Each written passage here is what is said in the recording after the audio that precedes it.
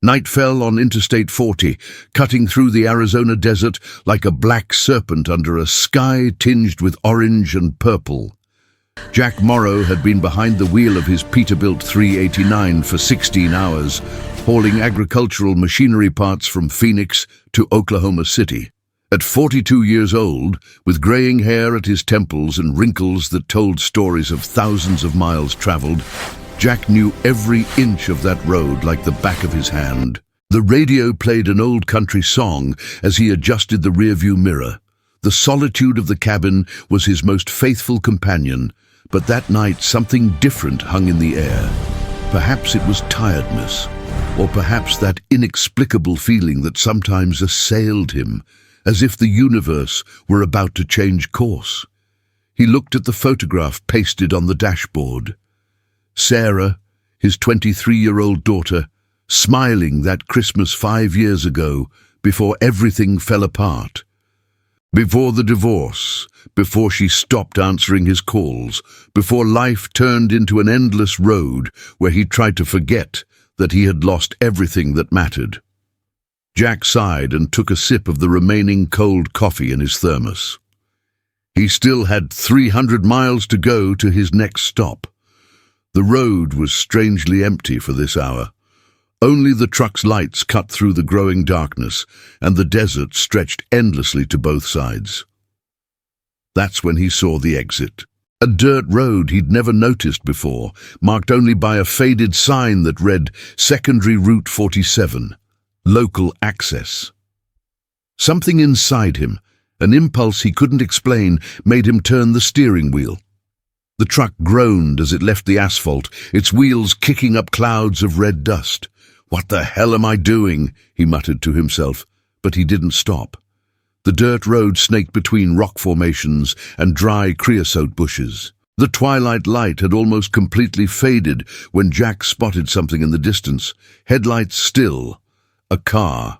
A silver Ford F-150 pickup truck parked in an isolated spot where the road widened, forming a kind of clearing surrounded by rocks and low vegetation. Jack slowed down. His veteran trucker instincts told him something was wrong. People didn't stop in places like that for no reason. He'd seen it all on his trips, from horrific accidents to crimes being committed, and he'd learned to trust the weight he felt in his stomach when danger was near. Then he saw 2 figures beside the pickup truck. A tall, burly man, wearing jeans and a red flannel shirt, held a shovel. Next to him, illuminated by the vehicle's headlights, was a woman. She was kneeling on the ground, her hands tied behind her back with what appeared to be silver duct tape. Even from a distance, Jack could see she was pregnant, her belly prominent even through the loose t-shirt she was wearing. Jack's heart raced. He stopped the truck about 50 meters away, keeping the engine running but turning off the lights so as not to attract immediate attention.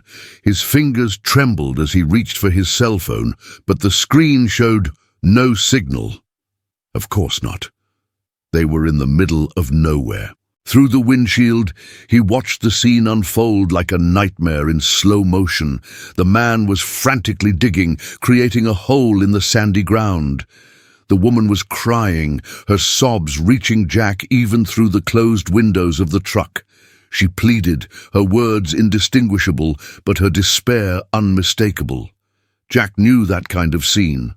Not personally, thank God, but from the news, from the stories other truckers told at gas stations.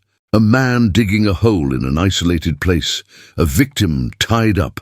There was no doubt about what was about to happen. He needed to do something. But what? Calling the police was impossible without a signal. Trying to get back to the main road would take at least 20 minutes, and by the time he did, it would be too late. The woman would be dead, buried alive in that soulless desert, along with the child she carried in her womb. The image of Sarah returned to his mind. His daughter, young and full of life, just like that woman outside. What if it were Sarah in that situation? He would expect someone to help her, that someone would do something. Jack opened the glove compartment and took out the .38 caliber revolver he kept there. He had a license to carry it, a necessary precaution for a truck driver who spent nights in isolated areas, but never in 20 years on the road had he drawn his weapon and pointed it at another person. His hands were sweating as he checked if it was loaded. 6 bullets. He took a deep breath, trying to calm his nerves. He wasn't a hero. He was just a tired, middle-aged man who was probably about to commit the biggest folly of his life. Jack opened the cab door and climbed down, crouching behind the truck. The sound of the diesel engine masked his movements. He began to approach, using the rocks and bushes as cover. Each step seemed amplified, each breath a thunderclap in his ears. When he was about 20 meters away, he was able to hear the voices clearly for the first time. "Please, Marcus, please," the woman pleaded, her voice hoarse from crying. "You don't have to do this. We can talk. We can resolve this." "Solve it?" The man laughed, a sound devoid of any humor. "You think there's a solution for what you did, Lisa? You betrayed me. You made a fool of me. And now you want me to raise another man's child, as if it were my own? But you said you loved me. You said we would overcome this. I lied." He slammed the shovel into the ground with brutal force. The hole was already about a meter deep. "Just like you lied. About everything, about the baby, about that damn insurance salesman you were seeing." "Marcus, I made a mistake, but that doesn't justify—" "You can't. Please think of the baby. It's an innocent child." "Innocent?" Marcus stopped digging and looked at her with eyes as cold as stone. "That bastard is living proof of your betrayal. You wanted to trap me with a pregnancy, make me pay for a child that isn't even mine. Did you think I was stupid enough not to find out?" Lisa sobbed. "I was scared of being alone. You're all I have." "I had." Marcus threw the shovel aside and pulled something from his belt, a gun, an automatic pistol that gleamed in the headlights. "Now you have nothing, and in a few minutes you will be nothing." It was at that moment that Jack acted. Not out of courage, but out of pure instinct. He stood up from behind the rock where he was hiding, the revolver pointed at Marcus with both hands, exactly as he had seen in movies. "Put the weapon down." His voice came out firmer than he expected. "Put it down now." Marcus turned, surprised, his pistol now pointed at Jack. For a moment that seemed to last an eternity, the two men stared at each other, both armed, both terrified, despite trying to appear in control. "Who the hell are you?" Marcus yelled. "That's none of your business. Get out of here before I shoot you too." "I can't do this." Jack stepped forward, his finger on the trigger. "Drop the gun and step away from the woman. You have no idea what you're getting yourself into, buddy." Marcus kept the gun pointed. "That bitch betrayed me. She deserves what she's going to get." "I don't care what she did." Jack felt sweat trickling down his back. "No one deserves to be buried alive, especially not a pregnant woman." Lisa looked at Jack, her eyes swollen from crying now, gleaming with a spark of hope. "Please," she whispered, "please, help me." "Shut up," Marcus yelled at her, then turned his attention to Jack. "Listen here, trucker. You seem like a smart guy. I'll give you a chance. Get back in your truck, drive back onto the road and forget you saw anything. You do that and I'll let you live. Otherwise—" he pointed the gun directly at Jack's chest. "Otherwise, I'll have to dig a second hole tonight." Jack knew he was at a disadvantage. Marcus was clearly more comfortable with weapons. His posture was that of someone who had fired before, and his automatic pistol had far more ammunition than Jack's revolver. But he couldn't simply walk away. Not after seeing this. Not when the image of Sarah kept flashing in his mind. "I'm not going anywhere." Jack held his gun firmly. "And you know you can't shoot me without consequences. My truck is right there. My company knows where I am. If I disappear, they'll look for me. They'll find this place." "Maybe." Marcus smiled, but it was a predator's smile. "Or maybe I'll bury you with her, and nobody will ever find anything. It's a big desert, my friend. Many people disappear around here." The standoff dragged on. Jack could feel every beat of his heart, every drop of sweat trickling down his brow. He had never pointed a gun at a human being. He never imagined he would have to. And now, with the life of that woman and her baby depending on him, he was discovering that hesitation could cost him everything. It was Lisa who broke the impasse.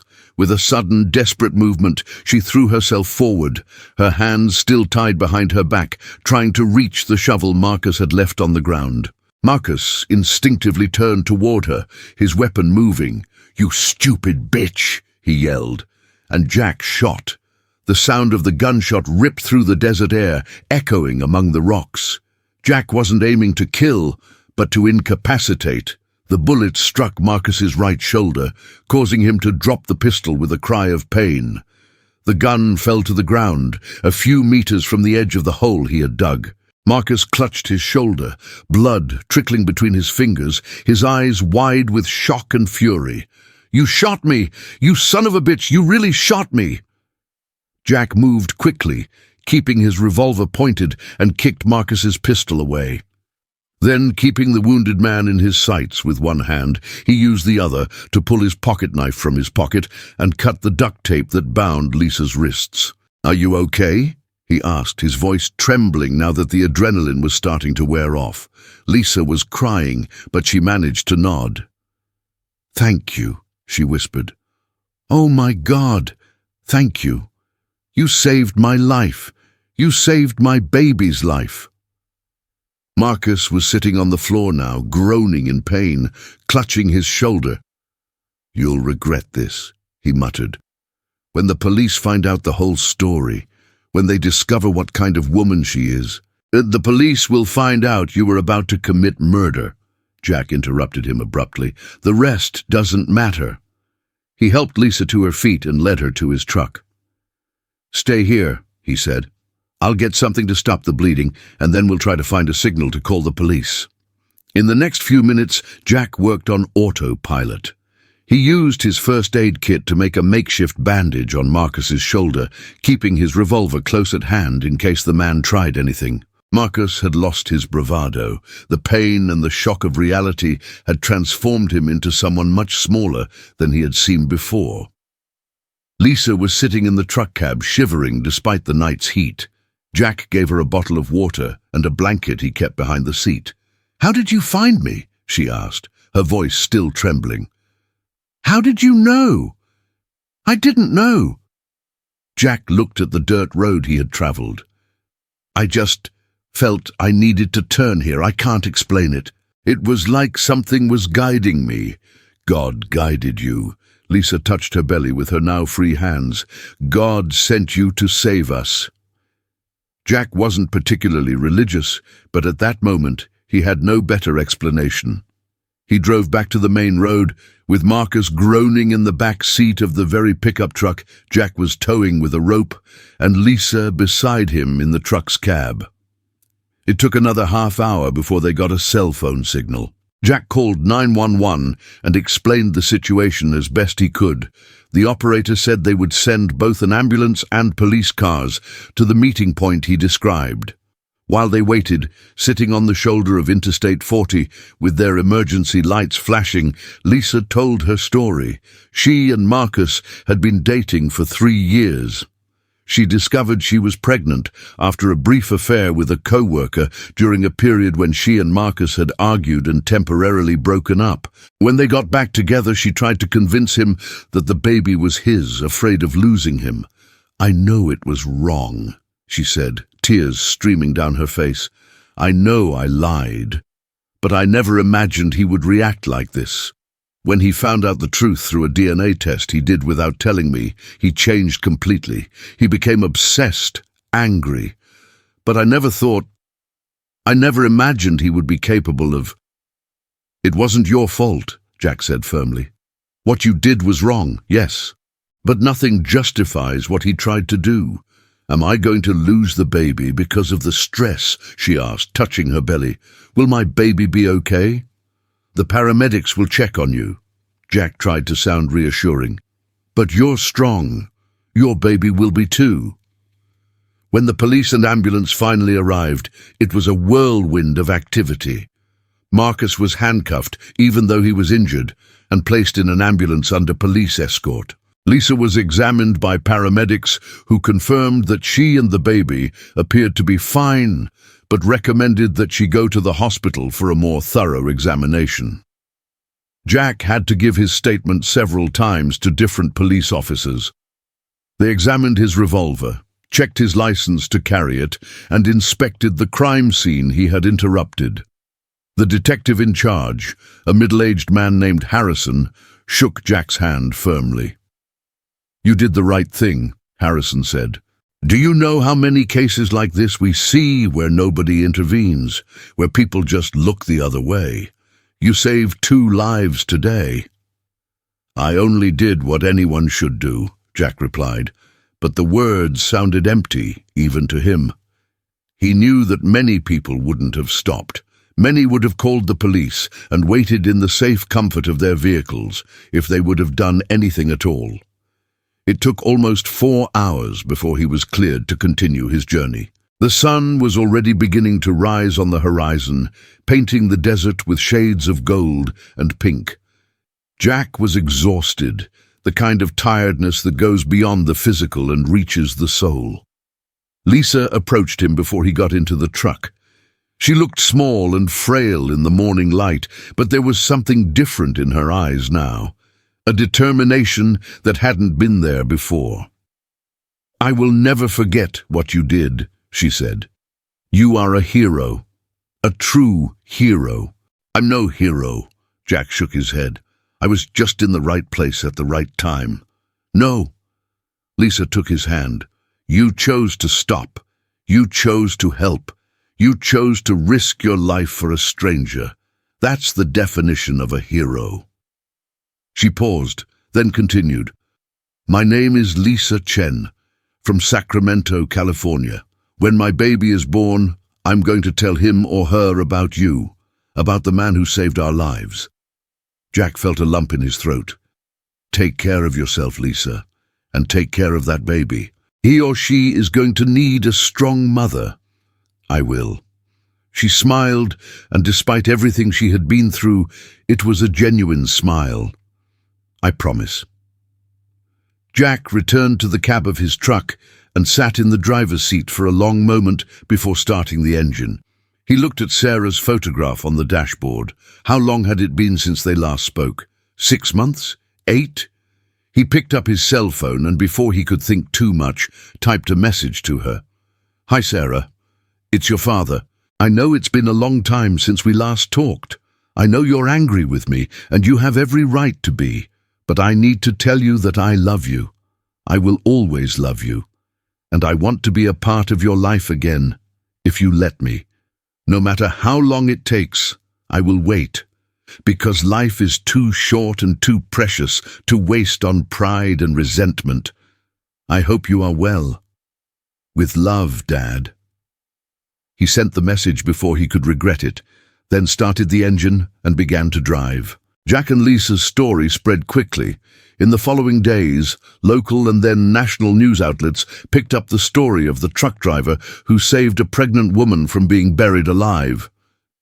Jack gave a few interviews, uncomfortable with the attention, but hoping that perhaps the story could inspire others not to remain silent in the face of evil. Marcus was charged with attempted murder, kidnapping, and a series of other charges. His lawyer tried to plead a crime of passion, but the evidence was irrefutable. He had planned the murder, had taken Lisa to an isolated location, and had dug a grave. The defense attempt quickly crumbled. During the trial 3 months later, Jack was called to testify. He sat in the witness box and told his story with simple honesty. When the defense attorney tried to insinuate that he had overreacted, that perhaps Marcus was just trying to scare Lisa, Jack looked directly at the jury. "I saw that man's eyes," he said. "I saw the hole he had dug. He wasn't trying to scare anyone. He was going to bury that woman alive, along with the child she was carrying. And if I hadn't stopped there that night, if I hadn't followed that inexplicable impulse to turn onto that dirt road, Lisa Chen would be dead. Her baby would be dead. and Marcus would be living his life as if nothing had happened. The jury took only 2 hours to reach a decision. Guilty on all counts. Marcus was sentenced to 25 years in prison without the possibility of parole for the first 15. Lisa was in the gallery during the verdict, her belly even bigger now. After the sentence was read, she and Jack met outside the courthouse. "It's a boy," she said, smiling as she touched her belly. "I'm going to call him Jack. Jack Ryan Chen." Jack felt tears welling up in his eyes. "Lisa, you don't need to." "I want to." She held his hands. "I want him to carry the name of the man who gave him the chance to live." That same day, when Jack returned to his truck in the courthouse parking lot, he found a message on his cell phone. It was from Sarah. "Hi, Dad. I got your message. Sorry it took me so long to reply. I was also too silly and proud to call you. I saw the story about you on the news. I was so proud. You've always been my hero, even when I was too angry to admit it. Can we talk? Really talk? I love you. Sarah." Jack sat in the driver's seat and wept. He wept for the fear he felt that night in the desert. He wept for Lisa and her baby. He wept for all the years lost with his daughter. And he wept with relief because somehow, in the midst of all that horror, something good had been born. He called Sarah and they talked for 2 hours. It was difficult, painful at times, but real. They agreed to meet the following week when Jack was back in California. It was a start. 4 months later, Jack was there when Lisa gave birth. He had become a sort of father figure to her, especially after her own parents, who had cut off contact when they learned of the pregnancy, refused to return. Jack took her to medical appointments when he was in the area, called regularly to check on her, and helped set up the nursery. When little Jack Ryan Chen was born, healthy and screaming at the top of his lungs, Jack held the baby in his arms and felt something heal inside him. A hole that had existed since Sarah had walked away, an emptiness he'd been trying to fill with endless miles of road. "Hello, little Jack," he whispered to the baby. "You have an incredible journey ahead of you. Your mother is the strongest woman I've ever known, and I promise I'll be here for you, the way I should have been more present for my own daughter." Sarah visited a few days later, curious to meet the woman and baby her father had spoken so much about. The two women connected instantly, united by their love for the man who had saved one and was the father of the other. "You raised a good man," Lisa said to Sarah as Jack held the baby at a distance, making silly faces that made the newborn's eyes widen. "I know," Sarah replied, tears welling in her eyes. "I was just too angry to watch it for a while." Jack's life changed after that night in the desert. He still drove his truck, still traveled the endless American highways, but now something was waiting for him. He had Sarah back in his life. Sunday dinners when he was in town, long phone conversations when he was on the road. He had Lisa and little Jack. A strange and unconventional family, but a family nonetheless. He also started doing something different. In every city he passed through, Jack sought out shelters for women who were victims of domestic violence and made donations. They weren't large sums, just what he could set aside from his salary, but it was his way of honoring the second chance Lisa had received. A year after that fateful night, Jack was invited to receive a Civil Heroism Award from the governor of Arizona. He almost refused, uncomfortable with the attention, but Sarah insisted. "You need to go, Dad," she said. "You need to accept the recognition, not for yourself, but for the people who will see this story and perhaps find the courage to act when they see something wrong." So he went, with Sarah on one side and Lisa carrying little Jack on the other. When he went up on stage to receive the award, he looked at the audience and saw faces of all kinds, young and old, men and women, people of all ethnicities and backgrounds, and he thought about how a single moment, a single decision to turn onto that dirt road instead of going straight ahead had changed so many lives. Not just Lisa's and her babies, but his own, Sarah's, and perhaps, just perhaps, the lives of some people in that audience who would one day find themselves at a similar moral crossroads. "I didn't plan on being a hero," he said in his speech. "I didn't know exactly what I was doing when I stopped my truck that night. I was terrified. My hands were shaking. I thought about just driving away, pretending I hadn't seen anything because it would be easier, safer." He paused, looking at Lisa and the baby. "But then I thought about my daughter. I thought about how I would feel if I were her in that situation and someone just walked right past, and I realized I couldn't live with myself if I didn't do something. I'm not brave. I'm not special. I'm just a father, a truck driver, an ordinary man who made the decision not to look the other way." He held the prize, a simple piece of metal and wood, but it felt like it weighed a ton in his hands. If there's one thing I've learned from all this, it's that each of us has the power to change a life. We don't need to be police officers or soldiers or superheroes. We just need the courage to act when our conscience tells us something is wrong. We just need to remember that in the end we are all connected. The suffering of a stranger should matter to us as much as the suffering of someone we love. The audience rose to their feet in a standing ovation. Jack stepped off the stage and hugged his daughter, then Lisa, and finally took little Jack in his arms. The baby looked at him with those dark, innocent eyes, unaware that his very existence was a testament to what an ordinary person can do in an extraordinary moment.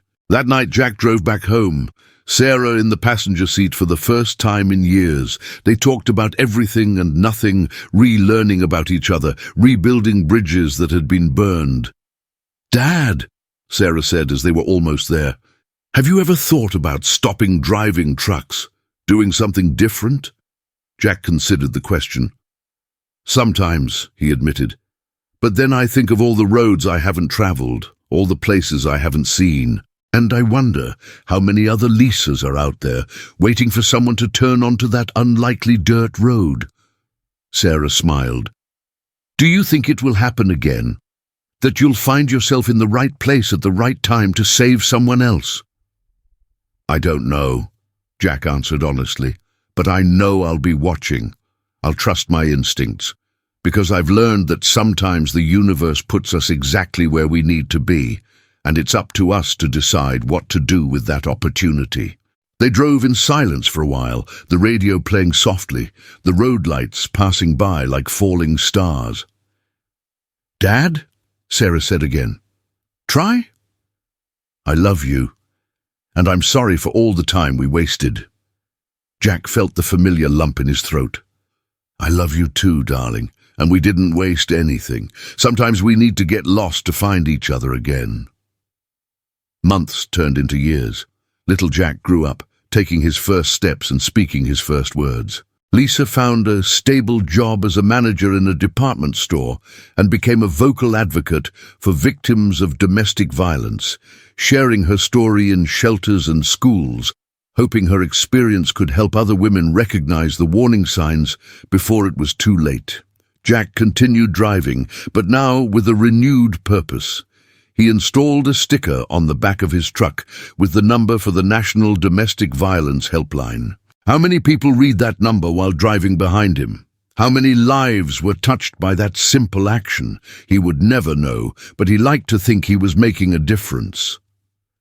Sarah married a good man named David when she was 26, and Jack walked her down the aisle with tears in his eyes. 2 years later, she gave him a grandson, a boy they named Thomas. Jack held the baby for the first time in the hospital and felt the circle come full circle. He had saved a life that saved him in return, and now he had a new generation to love and protect. On little Jack Ryan Chen's 5th birthday, there was a big party in the park. Sarah was there with David and Thomas. Lisa had met a kind man named Robert, a primary school teacher who loved little Jack as if he were his own son. They had married the previous year in a simple ceremony where little Jack was the page boy, clumsy and adorable in his little tuxedo.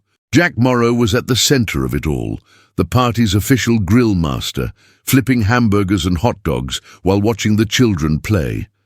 Little Jack ran up to him, his face smeared with chocolate cake, and jumped onto his legs. "Uncle Jack! Uncle Jack! Come play with me!" "I'm coming, champ," Jack laughed, ruffling the boy's hair. "Let me just finish these hamburgers." Lisa approached, smiling. "You know he loves you more than anyone in the world, right?" "Well, except me, of course. The feeling is mutual." Jack flipped over a hamburger. "How are you, really?" Lisa looked at her husband, who was helping Thomas up the slide, and then at her son, who was now chasing butterflies with other children. "I'm happy, Jack, truly deeply happy. And I know it sounds strange to say that considering everything that's happened, but I wouldn't change a thing like this. If that terrible night hadn't happened, I probably would have stayed in toxic relationships, making bad choices, never learning to be strong on my own. That night broke me, yes, but it also rebuilt me. It made me the woman and mother I am today, and it brought you into our lives." Jack didn't know what to say. He simply hugged Lisa, this woman who had become like a daughter to him. "You are the strongest person I have ever met," he finally said. "I learned from the best." That night, when the party was over and everyone had gone home, Jack returned to his apartment. It was small but comfortable, filled with photos of Sarah, Thomas, Lisa, and little Jack. His wall was a collage of happy moments, each a reminder that that single moment of courage had created ripples that continued to expand. He sat in his favorite armchair and picked up a letter that had arrived that morning. It was from the director of a women's shelter in Oregon, thanking him for his continued donations and inviting him to speak at a fundraising event. Jack smiled. Perhaps it was time to share his story more widely, to use his experience to inspire others. His phone rang. It was an unknown number. He answered cautiously. "Hello? Mr. Morrow? My name is Jennifer Patterson. I'm a reporter for the Phoenix Tribune. I'm doing a follow-up story on your case 5 years later. Would you have time for an interview?" Jack thought for a moment. He had avoided the media in recent years, preferring to live his life in silence, but perhaps it was important to remind people that everyday heroes exist, that an ordinary person can make a difference. "Yes," he finally said, "I have time." The interview was published a few weeks later, a long and reflective piece about how that night had changed so many lives. The reporter had interviewed not only Jack, but also Lisa, Sarah, and even some of the police officers who had responded to the call that night. Detective Harrison, now retired, said something that stuck with Jack. "In 30 years in the department, I've seen a lot of bad things.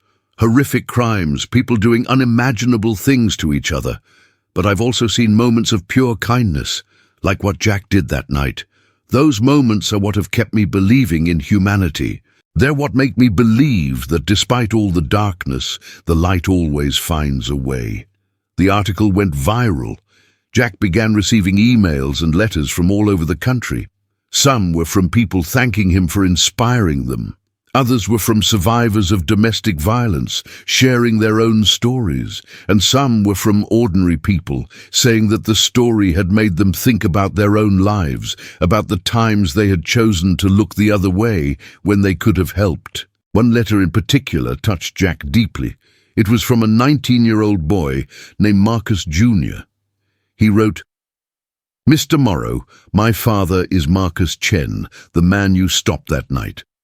I know this may seem strange, receiving a letter from his son, but I need to tell you something. For years, I hated you. I hated you for shooting my father, for putting him in prison, for destroying our family. But as I grew older and truly understood what he was about to do, I realized you didn't destroy anything. You saved Lisa. You saved an innocent baby. And in a way, you saved me too. Because if my father had committed that crime, I would have had to live the rest of my life knowing I come from a murderer. Now I'm in college, studying criminal justice. I want to help people like you helped. I want to make a difference. Thank you for having the courage to do what was right, even when it was difficult." Jack read that letter 3 times, tears streaming down his face. He had never thought about Marcus's son, about how that night had affected him as well. He wrote a reply, inviting the young man to lunch when he was in the area. They met at a small restaurant a few weeks later. Marcus Jr. was tall and serious, with his father's eyes but something softer in his face. They talked for hours, about that night, about the consequences, about forgiveness and redemption. "I visit my father in prison once a month," Marcus Jr. said. "He's changed. Prison, therapy, time. They've changed him. He carries an enormous guilt for what he almost did. He told me he wakes up every night having nightmares about it." "He should," Jack said, but without malice. "But the fact that he feels remorse, that he's trying to change, that counts for something." "He wants to meet you," Marcus Jr. said hesitantly. "He wants to apologize in person, not to Lisa. He understands why she'll never want to see him again, but to you. Would you be willing?" Jack thought for a long moment. Part of him wanted to say no, wanted to close that chapter. But another part, the part that had grown and changed over those 5 years, knew that forgiveness wasn't just for the one who received it, but also for the one who gave it. "Yes," he finally said, "I will." The visit to the prison was surreal. Marcus was thinner, older, with grey hairs that weren't there before. When he saw Jack through the glass, his eyes filled with tears. They picked up the phones. "I wasn't expecting you to come," Marcus said, his voice trembling. "I didn't expect it either," Jack admitted, "but his son is a good man. He deserves to see a father who is trying to be better." "I was a monster," Marcus said bluntly. "I was so consumed by rage, by a sense of betrayal, that I completely lost sight of what I was doing. I was going to kill a woman. I was going to kill an innocent baby. How could I? How did I get to that point?" "I don't know," Jack answered honestly. "But what matters now is what you do with the time you have. You can let guilt consume you, or you can use it to become a better person. I participate in therapy groups here. I talk to other men about anger management, about toxic relationships. I try to make a difference, even from inside here." Marcus wiped his eyes. "I know I'll never make up for what I almost did. But maybe, just maybe, I can stop another man from making the same mistake. That's all any of us can do," Jack said. "Try to be better today than we were yesterday." They talked for another half hour, and when Jack left prison, he felt something he hadn't expected to feel. Peace. Not complete forgiveness, perhaps, but something close to it. An understanding that people are complex, that no one is just one thing, and that even in the darkest places, light can find a way. The years went by. Jack eventually retired from driving trucks at 55, deciding it was time to stay closer to home. He began volunteering at a women's shelter, doing repairs, helping with security, sometimes just sitting and listening to stories. Sarah gave him 2 more grandchildren, twins this time, and Jack spent his days helping to care for them. Little Jack Ryan Chen grew up to be an intelligent and kind boy, obsessed with stars and planets, dreaming of being an astronaut one day. "Do you think I can go to space, Uncle Jack?" the boy asked on his 10th birthday. "I think you can do anything you decide to do," Jack replied. "You have something special about you, kid. A second chance at life that can't be wasted." Mom told me about that night," the boy said, more serious now, "about how you saved her, about how I almost never got born." Jack felt the weight of those words. "Your mother is a courageous woman, and you're going to do amazing things in this world. I know it." 10 years after that fateful night in the desert, there was a reunion. Lisa organized it, inviting everyone who had been touched by those events. Jack was there, of course, with Sarah and her family. Detective Harrison attended, retired but still with that observant look. Some of the police officers and paramedics who had responded to the call also came. And Marcus Jr. was there, now a newly graduated police officer, proud in his uniform. They gathered in the same park where they had celebrated little Jack's 5th birthday, but this time it was different. It was a celebration not just of a life saved, but of lives transformed. Lisa raised a glass of champagne. "I want to make a toast," she said, her voice firm and clear. 10 years ago, I was at my darkest hour. I had lost all hope. I was certain I was going to die in that desert. But then an angel appeared, in the form of a weary truck driver who decided to follow his instincts and turn onto a dirt road. She looked at Jack, tears in her eyes but smiling. "Jack Morrow, you didn't just save my life and my son's life. You gave me a second chance. You gave me the opportunity to become the woman I was always meant to be. You gave me a family, a purpose, a reason to wake up every morning and be grateful to be alive." She turned to young Jack, now a tall, confident teenager. "And you gave me the greatest blessing of all, this wonderful boy who carries your name and your heart." Everyone raised their glasses. "To Jack Morrow," Lisa said, "the most unlikely hero, the kindest man, the truest friend. May we all have the courage to be like him when the moment calls for it." "Jack," they all echoed. Jack felt his face flush.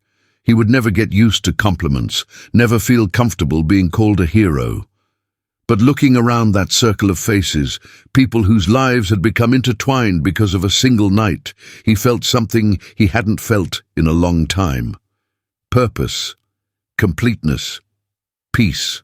That night, when he was alone at home, Jack opened a drawer and took out something he had kept for years. It was the award he had received from the governor, that piece of metal and wood that represented his act of heroism. He looked at it for a long moment, then put it back. It wasn't the prize that mattered. It wasn't the recognition or the news or the interviews.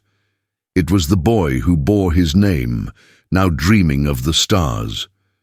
It was the daughter he had recovered, now a mother of 3. It was the woman he had saved, now helping other women find their own strength. It was the young police officer, son of his tormentor, now dedicated to protecting the innocent. It was the waves that continued to expand, long after that initial moment of courage. Jack picked up his phone and called Sarah. "Hi, darling," he said when she answered. "Hi, Dad. How are you?" "Everything's perfect," he replied, and for the first time in his life, it was completely true.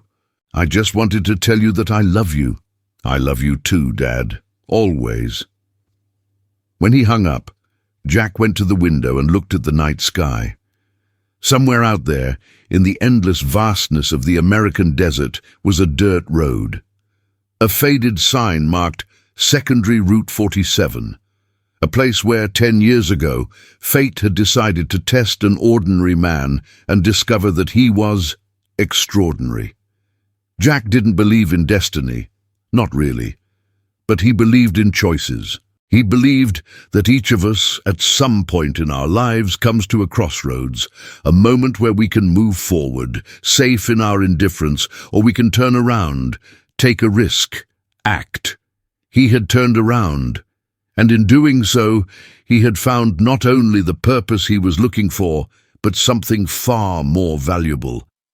He had found himself. Out there, somewhere on the dark roads of America, another trucker drove through the night. Maybe he too would see something he shouldn't see. Maybe he too would reach a point where he would have to choose between safety and what was right.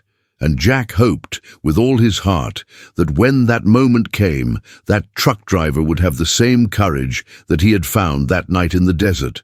Because in the end, it's not the grand deeds that define our lives, it's the small acts of courage, the times we choose to help instead of looking the other way, the times we decide that a stranger's life matters as much as our own.